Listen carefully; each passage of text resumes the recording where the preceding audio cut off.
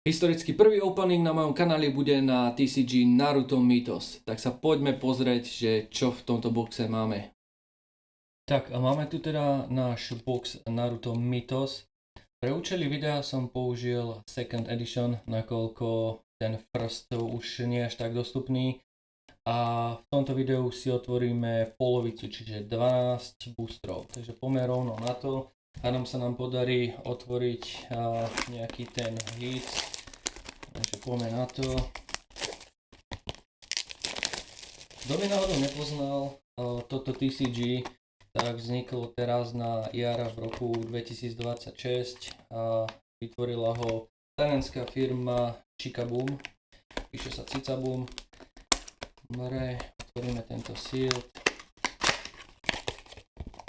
Čo sa týka samotného balenia, tak si myslím, že zodpovedá klasickým štandardom, čiže je v nejakom tom obale, nejakej tej fólii a klasický papierový box.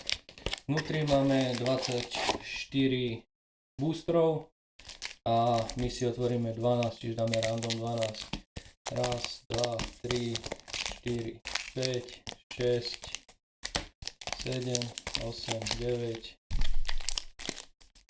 10, 11, 12. Potom urobíme second part a tam natočíme ďalších 12. Dobre, poďme na to. Čo sa týka openingu, tak toto je úplne prvý opening na mojom kanáli, tak dúfam, že sa vám bude páčiť a my poďme rovno na to. Čiže klasický obal, tam asi nič, čo by sme vytkli, a nie sú to tie papierové, čo boli v Star Warsi. Tak poďme na to. Kimimaro, Shino, Kankuro, Shikamaru, Giant Spider. No, toto máme tie misie, I have to go. No a prvé máme rareko, čiže Ninetales Fox. Kurama, vyzerá super. A za tým máme, ďalšie. A toto sme chytili dobrý hit, nakoľko tieto sú klasické rara a toto sú v podstate tie altové. Tieto majú okolo 20 € momentálne. A Shina mám už aj z first edition a na konci je ešte Common. Čiže na ďalšom boostri si vlastne pozrieme aj samotné tie rarity. Čiže tu sú v podstate ako chasey tie 22 goldové karty, 22 karatové zlato na tej karte. Tam je chase samozrejme Naruto, ale to nepredpokladáme, že dostaneme. Takže Sakon C znamená, že to je Common a v podstate klasický. Tu vidíme, že to je second edition, Naruto Mythos, karta 61, číslovanie lomeno 30. Toto je čakra, toto je power a v podstate klasický názov, ilustrácia a ešte je tu do ktorého týmu patril. Čiže klasický je C, Common, čiže 3, potom je tu Uncommon, 1, druhý a tretí Tsunade, nice. Tu máme zase misiu, Assassination, za tým máme rareko, máme tu Shikaku sa mi zdá. A následne tu máme C foilové, čiže Common, dáme zase bokom, ja si ich tu potom neskôr podelím. Môžeme ísť na ďalší booster. Kvalita kariet sa mi zdá improvenutá, čiže zlepšená oproti tomu prvému printu. Neviem, že či sa iba mne to zdá. Ale v podstate, keď si zoberiete, tak akože kvalita si myslím, že je fajn. Takto tie karty vyzerajú odzadu, čiže nie je nejaká výtka, čo by som tomu dal. Centering vyzerá tiež fajn, čiže to je super. A čo je akože najviac na tomto je asi to, že to je tá samotná nostalgia. Anko, no tu poznáme. Snažila dať Itachiho do Genjutsu. Katsuyu Shino, Rasa, Jaro otec, Jiraiya, ďalej tu máme Chunin Exam a máme tu Tsunade a za ňou je Ankamon Kimimaro. Akože fakt, pozrite sa na to takto bližšie. Keď si zoberiete kvalitu tých kariet, tak si myslím, že nie je čo tomu vytknúť. Musíte uznať sami.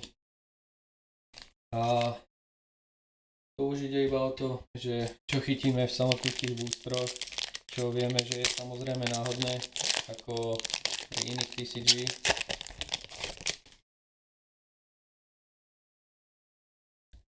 Ebisu, Delakichi, Might Guy, Sasuke, Tayuya, Kabuto, Assassination. Týchto misií tu není veľa, sa mi zdá, že 9.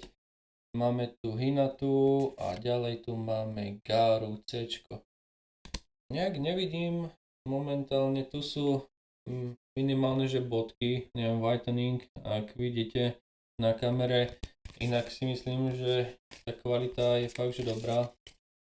A dúfam, že táto kartohra sa len uchytí. Úprimne som ju ešte nehral, ale ak bude možnosť, tak sa hneď na to pozriem. Kimimaro, Bakun, Iruka, Kakashi, Ogres, Kimimaro, máme Chunin Exam, máme Shino, ale vidíte, tu je ten rozdiel, ukážem to z toho predtým, že v podstate to je to klasické rareko a tu je to improvenuté, tu sú také tie, neviem ako to nazvete, oblačiky proste. A ďalej tu máme Ankamon Kankuro, čiže ja neviem, podľa mňa tieto karty vyzerajú vážne super a nech si kto chce čo chce hovorí, ale ja tomu dávam podľa mňa dosť veľkú šancu na úspech. Nielen v rámci nostalgie, ale aj v rámci toho, že ak sa bude táto firma celosvetovo predávať, nakoľko najprv to vyšlo len v Európe, teraz už to má worldwide release a tak dávam tomu dosť veľkú šancu na úspech. Akamaru, máme tu Sakuru Rero a za tým Ankamon Foil Anko. No počkaj, toto bolo nejaké pomýlené, lebo tieto by mali byť pred, ale nevadí. Čiže tu máme ďalší booster. Čo sa týka rarit, tak tu máme potom po rarku máme tie Mitosu Broma, ale je tam potom niečo ako Legendary a to býva, inak sa to teraz volá, nechcem klamať, ale to býva len jeden na box a potom sú aj V-čkové verzie. Orochimaru, Choji, Rashomon, Kidomaru, takto by to malo byť to poradie, tam to bolo pomýlené, Call for Support. Máme Neijiho a za tým máme Zaku C-čko a za tým ďalšie C-čko.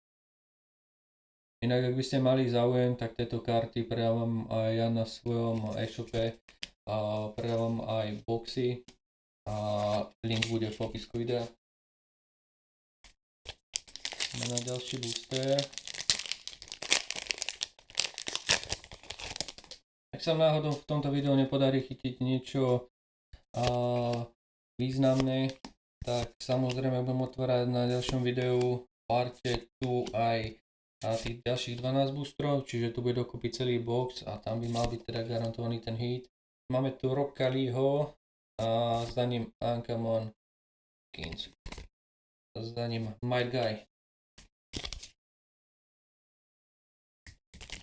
Karty momentálne sa nepredávajú na card markete, predávajú sa na ich vlastnom marketplace a sú tam už listnuté takmer všetky karty, takže už vieme aktuálne ceny jednotlivých kariet, ako som spomínal, ten Shino mal cca 20 €, čiže je to v pohode.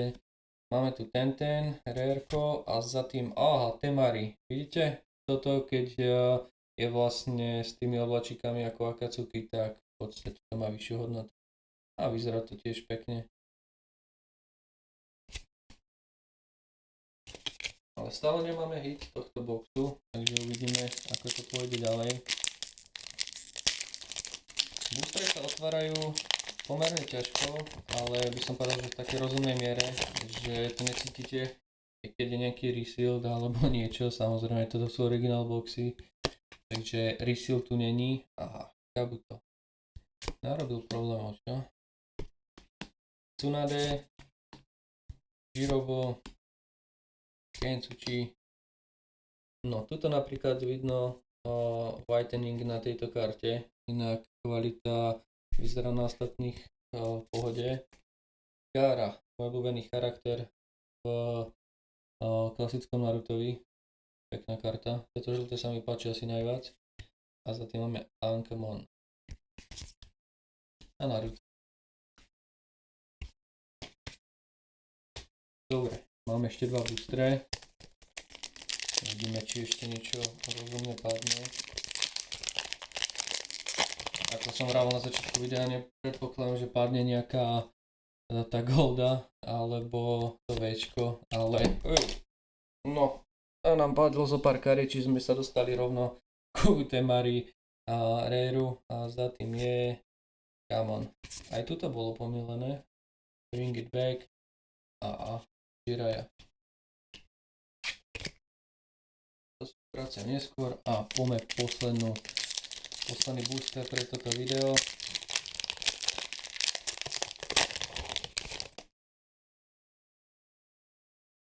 Naruto. Potom mi kľudne dajte do komentáru, aká je vaša obľúbená postava v rámci anime a Naruto, že či je to nejaký villain alebo samotný Naruto. Ankamon, I have to go, Rerko Kidomaru a za tým Cčko Tonton. Takže v rámci hitov to vyzerá asi takto. Asi ich samozrejme potom všetky do obalov. Takže máme tu Kidomaru, Tonton, Temari. To všetko sú rareka alebo foily. Čiže toto vyzerá celkom v pohode. Toto je tá spomínaná Temari, tú cenu si musím pozrieť. V rámci Second Edition, ktorú otvárame dneska, a budú ceny samozrejme nižšie ako budú na First, ale myslím si, že to bude mať tiež nejakú tú hodnotu. Sakura, Anko, Shino.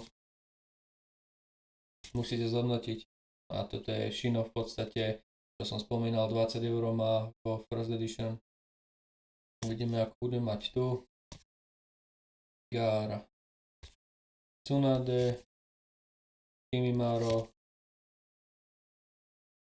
Kaku a Nantail. Rare.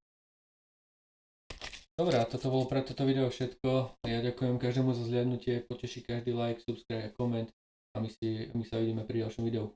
Čaute.